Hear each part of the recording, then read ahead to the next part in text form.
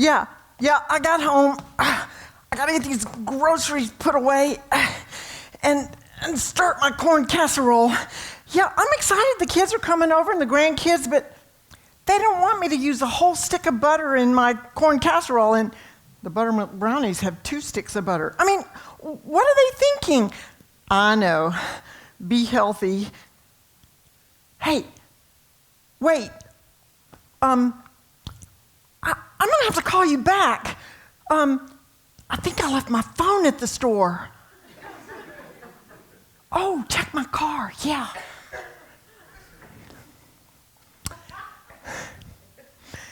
That actually happened. I had an episode of nomophobia. It's a legit condition people have when they can't find their phone. When I have an episode, I panic and get disoriented. Yeah, nomophobia. Today we're going to talk about the magic of the meal. Things certainly have changed with technology today.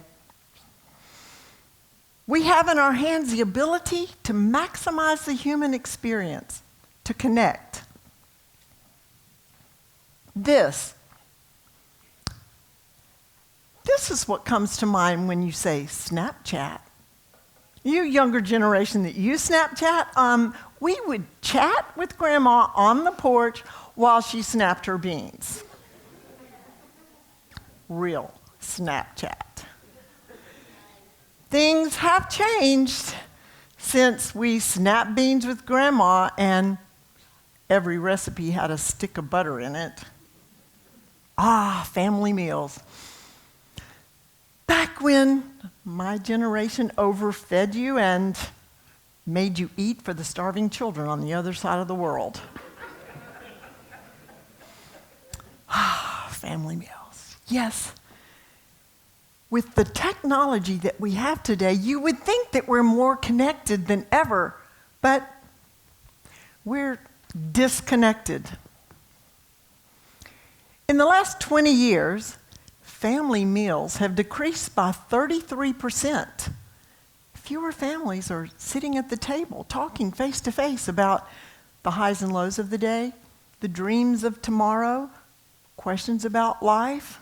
Yes, there's been a disrupt in our norm. Family meals are no longer as often. And let's take a look through history. Family meals or mealtime together, connecting has been important with breaking of bread, with sharing gratitude. Can a meal really make a difference? In 2016, Eilert Fishbaugh of the University of Chicago discovered that sharing the same food at a meal encouraged cooperation and trust, even among strangers and enemies. In June of 1790, Thomas Jefferson, the newly elected Secretary of State, hosted a dinner party. And he invited James Madison, the representative of Virginia, and Alexander Hamilton, the Secretary of Finance. A Jeffersonian meal had 30-plus dishes served at a round mahogany table to encourage equality. Now, these men were at odds about a government issue. Madison wanted the Capitol in Washington, and Hamilton didn't. Hamilton wanted the government to pay for the Revolutionary War debt, and Madison didn't. Over this satiating, dopamine-producing meal, the two came to an agreement. And this is known as the Compromise of 1790. In an apartment in New York City near Gramercy Park, a PBS executive producer hosted a party and invited to the dinner a Carnegie Foundation executive. Over the meal, the executive expressed how intrigued he was that his 3-year-old daughter was fascinated with television. Could TV be used for educational purposes? This was in the 60s. Over that meal, creativity flourished, and the two came up with the idea for Sesame Street. Now, a meal to be effective and historic doesn't have to have 30 Jeffersonian courses. It can just be dessert. I remember a young man wanting to get to know me and invited me out for ice cream. Did that meal make history? I think it did. We've been married 45 years, have 8 children and 17 grandchildren, and counting so far. Yes. So that's history. That's looking at the past. What do we know today? Well, we know that enjoying good food produces happy chemicals. When you eat good food, it produces happy chemicals. When you receive a text or play a video game, you also get happy chemicals. But we know that real happiness comes when we maximize the human experience. We want to connect. We need to connect. And how can we maximize the human experience? I developed my cycle of D's for maximizing the human experience.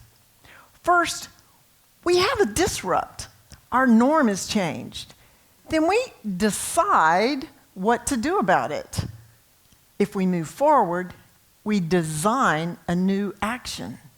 And then we deliver on what we've designed and amazingly discover wonderful and new things to do. And the cycle keeps going because life never stands still.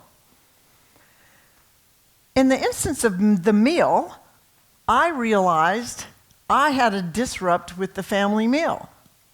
It had to melt like a stick of butter in the oven. I had to rethink all my recipes. I had to rethink what family meal was. And then I decided, yes, I did want to connect with family and friends, even strangers and enemies. So I would need to design a new way to do that, which I did, and deliver on my plan, which I did. And I'm here to tell you some things that I've discovered I'm excited about. Where did we get to where we are? What things changed? The process of putting a meal together, which is a bonding experience, began changing with the introduction of frozen TV dinners that encouraged us to sit in front of the captivating boob tube. And then progress helped us so much with how we prepare food. They gave us the microwave. Now, there are people today that won't use it because of health reasons. Yes, so many things have changed, such a disrupt on the norm. Who would have thought that we'd have a TV show with Martha Stewart and Snoop Dogg?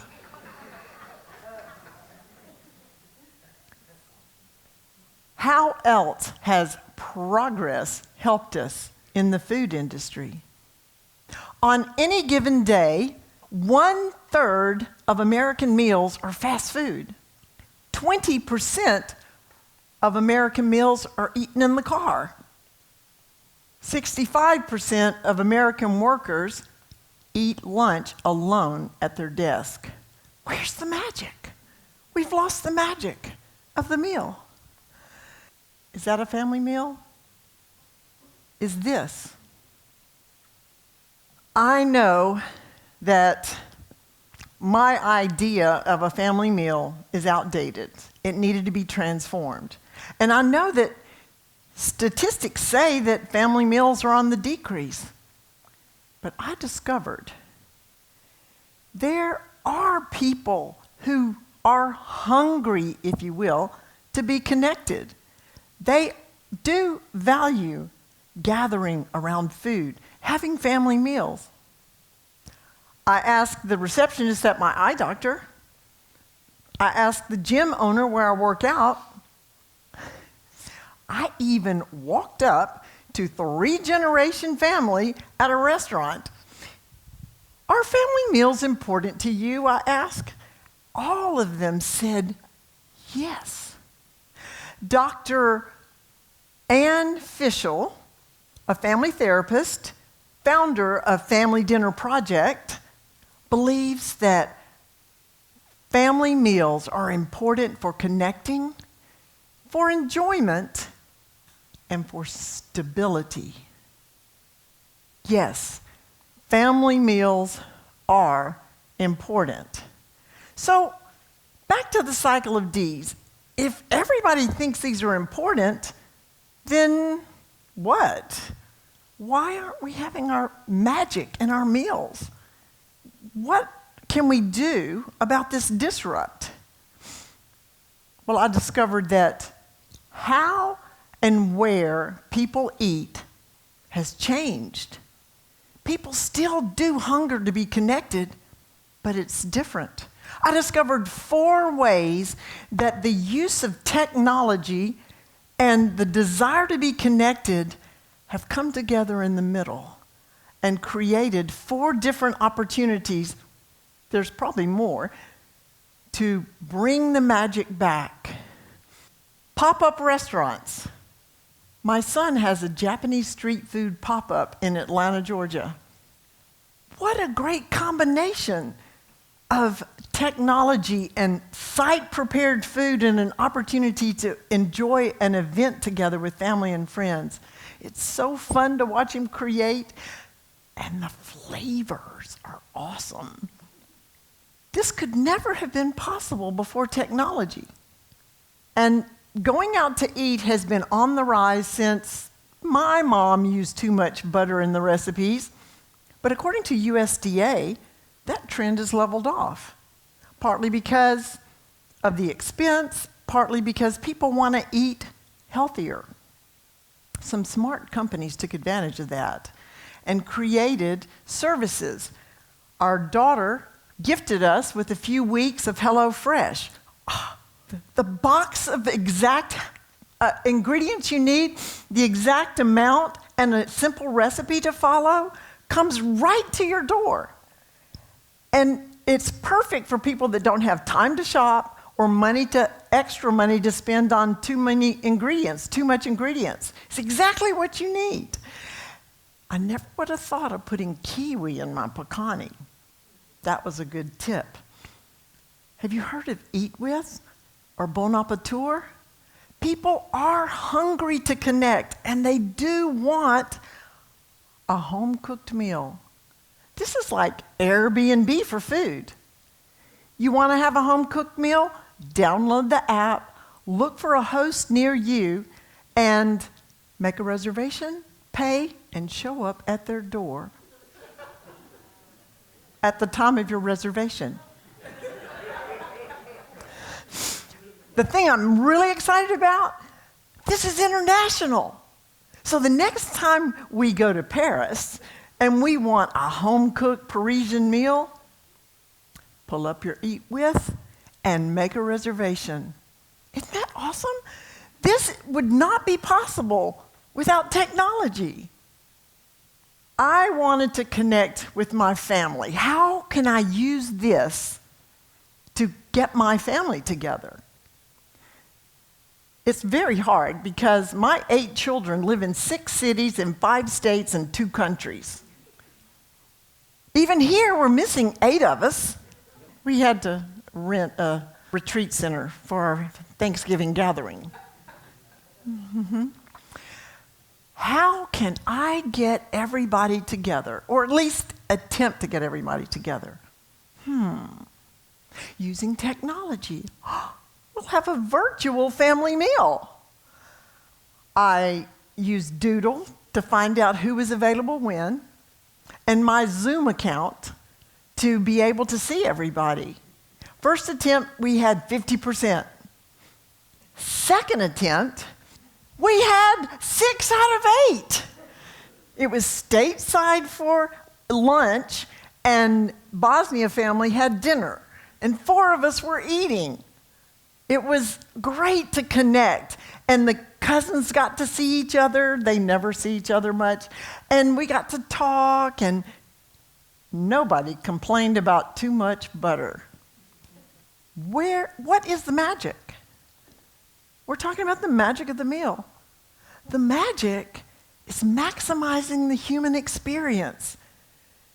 And the meal is a great way to do it because everybody's got to eat. We have the magic of the meal coming together, connecting. People are hungry to connect. Maybe it's not eating alone. It's eating with your coworkers. I took this picture at my son's office. Everything that goes into preparing a meal is part of the magic, the connecting. And then sitting at the family and together at the table, seeing the colors, smelling the flavors and tasting the flavors and feeling the texture and listening to the stories. Or maybe it's out with friends without cell phones. Has your mind been disrupted? Have you begun to consider how much you do want the magic in the meal? Maybe you could invite that disgruntled coworker out for lunch at your expense. We have the ability to create magic, the magic of the meal. It doesn't look like the way it used to, maybe. Have to leave out some of the butter and use gluten-free cornmeal. And people get distracted on their cell phones.